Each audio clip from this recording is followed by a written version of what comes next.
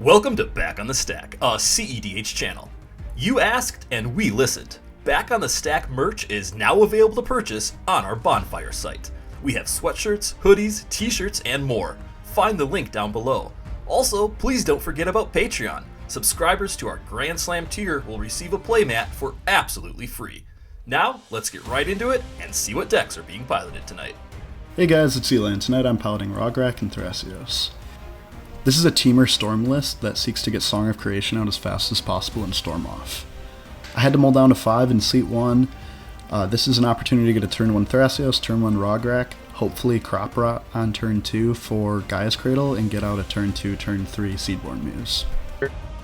What's going on, guys? Spuki here, piloting Thrasios Francisco today.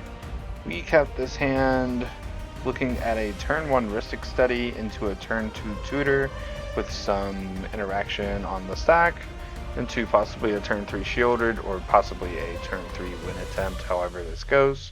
Tonight I'm piloting Eladamri Corvidal. This newish commander from MH3 is very fun. It has ways of creating infinite mana and sinking it into Finale of Devastation or Craterhoof, but unlike other mono-green decks, this one gets to cheat in huge threats, like Eldrazi Titans.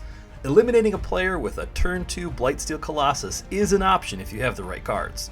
I kept this hand with the hopes of getting a turn 1 commander, finding a 1-drop on top of the library to cast, and then hopefully move into a turn 2 with It That Betrays with haste. Hi, my name is Austin, also known as Ozdog. Playing Sisay today, so my first opening hand, I kept Esper Sentinel and Arcane Signet, Swan Song, Misstep, Mox Amber, Demonic Consultation, in a Tarnished Citadel.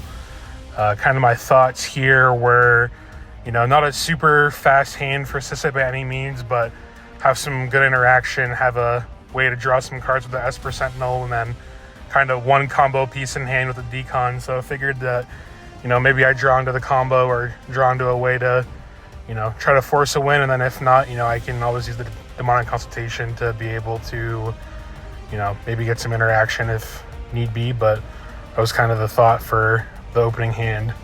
With introductions out of the way, Eli will kick us off. He draws and plays Taiga for turn. He casts Mox Diamond. It ETBs and he discards Windswept Heath. He casts his commander, Thrasios. He casts his other commander, Rograk. He passes. Spuki draws and plays Tropical Island. He casts Mana Crypt. He casts Rhystic Study. It resolves and he passes the turn. J-Rock draws and plays a basic forest. He casts Mana Crypt. Rhystic triggers and Spuki draws. J-Rock casts Jeweled Lotus. Rhystic triggers and he pays. He cracks the J-Lo to help cast his commander, Eladamri. Rhystic triggers and Spuki draws. J-Rock casts Haywire Might. Rhystic triggers and Spuki draws. J-Rock then activates Haywire Might, sacrificing it to exile Spuki's Rhystic Study. He then passes the turn. Austin draws and plays Tarnished Citadel for turn. He bolts himself to help cast Esper Sentinel. He passes. Eli draws and casts Lotus Petal. Esper triggers and Austin draws. He casts Crop Rotation, sacrificing the Taiga as an additional cost. In response, Austin pays 2 life to help cast Mental Misstep. It resolves and counters Crop Rot. Eli then passes the turn.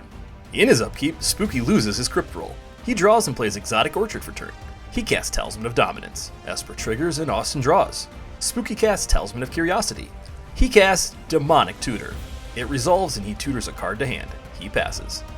In his upkeep, J-Rock wins his Crypt Roll. He draws and plays a basic forest for turn.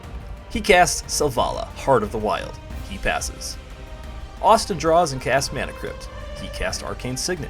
He moves to combat and swings Esper Sentinel at Spuki. Austin then passes. Eli draws and, missing a land drop, simply passes. In his upkeep, Spuki loses his Crypt Roll. He draws and casts Jeweled Lotus. He holds priority with the cast and casts an Offer You Can't Refuse, targeting his own J-Lo. Esper triggers on the Lotus cast and he pays. Then Offer counters J-Lo and Spuki makes 2 treasure tokens. He then casts Necropotence. In response, Austin casts Swan Song, targeting Necro. In response, Spuki casts his own Swan Song. In response, Eli casts Court of Calling where X equals 1. Esper triggers and Austin draws. It resolves and he tutors Birds of Paradise to the battlefield. Then Spuki's Swan Song counters Austin's. Austin makes a 2/2 bird token, and Necro resolves. Spuki pays 10 life into Necro, exiling 10 cards. He moves to his end step, puts the Necro cards to hand, then discards the hand size, and passes the turn. In his upkeep, J-Rock wins his crypt roll. He draws and plays Wirewood Lodge for turn. He moves to combat and sends both of his creatures at Spuki. He takes 5 damage, and then J-Rock passes the turn.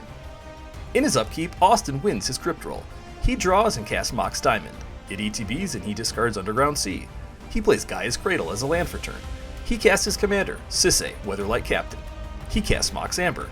He moves to combat and swings his bird token and Esper at Spuki. He takes the damage. Austin then passes the turn. Eli draws and tells the table that he is so sorry, but he has to play a land. He plays Boseija Who Endures for turn. He passes.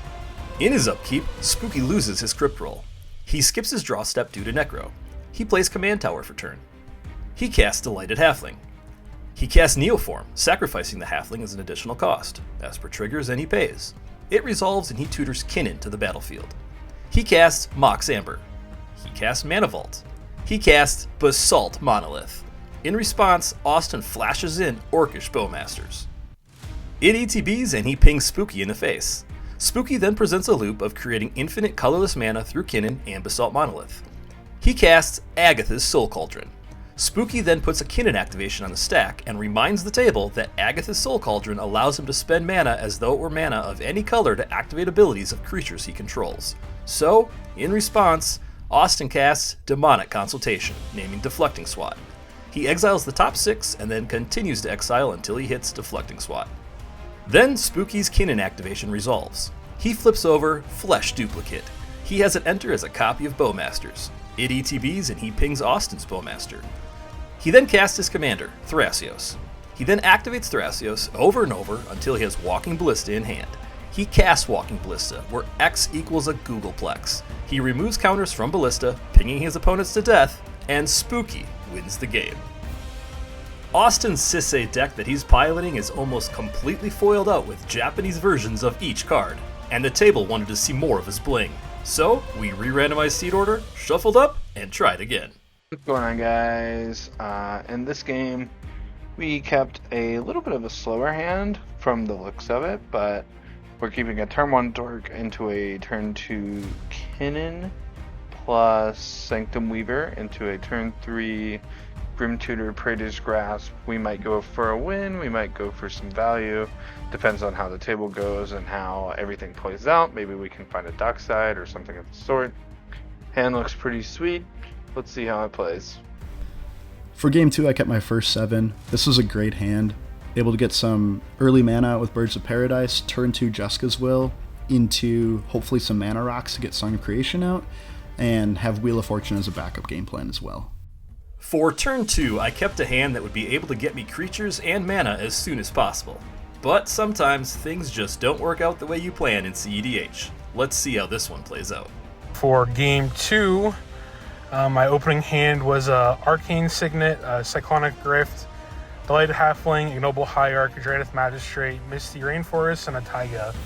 And my thought process here was, have a lot of ways to start ramping into Sisay plus a Dranith to kind of slow the game down. So lock the board down a bit with the Dranith to slow it down a bit, but then still have some dorks to be able to cast Sisay if I need to, and then still a Sight Grift to get rid of any pesky things I wouldn't want on the table. With opening hands decided, Spuki will kick us off. He draws and plays Underground Sea as land for turn. He casts Imperial Seal. It resolves and he tutors a card to the top of his library and loses 2 life. He passes. Eli draws and plays Breeding Pool as land for turn, shocking it in. He casts Birds of Paradise. He casts his commander, Rograk. He passes. J-Rock draws and plays a basic forest for turn. He casts Arbor Elf. He passes. Austin draws and plays Mana Confluence as land for turn. He casts Delighted Halfling. He passes. Spuki draws and plays Mana Confluence for turn. He casts Mana Crypt. He casts Sanctum Weaver. He casts his commander, Francisco Foul Marauder. He passes the turn. Eli draws and plays a City of Brass for turn. He casts Jessica's Will, targeting Austin and choosing both modes. It resolves and he adds 6 red mana to his pool. He exiles from the top of his library Misty Rainforest, Arid Mesa, and Windfall. He casts Dalian's Eye Diamond. He casts Wheel of Fortune. It resolves and everyone discards their hands and draws a fresh 7. Eli casts Imperial Recruiter. It ETBs and he tutors Dockside to hand. He then passes. J-Rock draws and plays Gaia's Cradle for turn. He casts his commander, Eladamri. He passes. Austin draws and casts Jeweled Lotus. He sacks it to help cast his commander, Sisay. He passes the turn. In his upkeep, Spuki loses his Crypt Roll. He draws and plays Flooded Strand for turn. He pays a life, sacks it, fetches up Tropical Island to the battlefield. He casts Arcane Signet. He casts the One Ring. It ETBs and he gains protection from everything. He taps it right away to draw a card. He passes. Eli draws and plays Command Tower for turn. He casts Dockside Extortionist. It ETBs and he creates 4 treasure tokens. He casts Tezzeret the Seeker. In response, Spuki casts Force of Will, exiling Mystical Tutor. In response to that, Eli casts Pyroblast, targeting the Force of Will.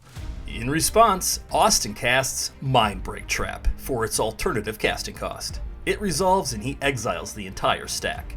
Eli then passes the turn. J-Rock draws and plays Beseju Who Endures for turn. He casts Green Sun Zenith where X equals 2. It resolves and he tutors Fanatic of Ronus to the battlefield.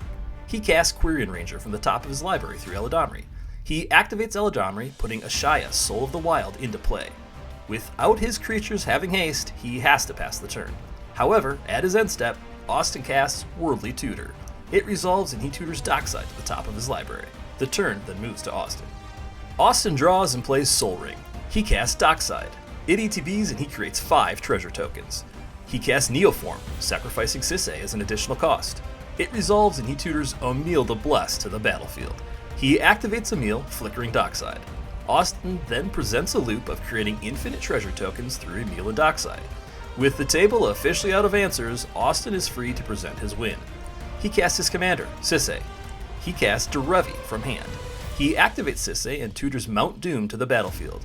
He activates Mount Doom, dealing 1 damage to each opponent. However, because Spuki has 1 ring protection, only Eli and J-Rock take damage. Austin then flickers Derevi through Emil and untaps Mount Doom.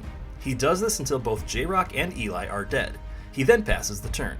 In Spuki's upkeep, Austin continues the same loop until Mount Doom pings Spuki to death, and Austin wins the game. Thanks for watching the episode. We always have a fun time recording these games. In Game 1, Spuki came out of nowhere with the turn that he won on. He was able to spill out his entire hand and had just enough gas and interaction to close it out. In Game 2, Austin was able to take advantage of the table being out of interaction and showed us a very cool Mount Doom line with Derevi and Emil. Please check out the deck links listed below, and we will see you back on the stack.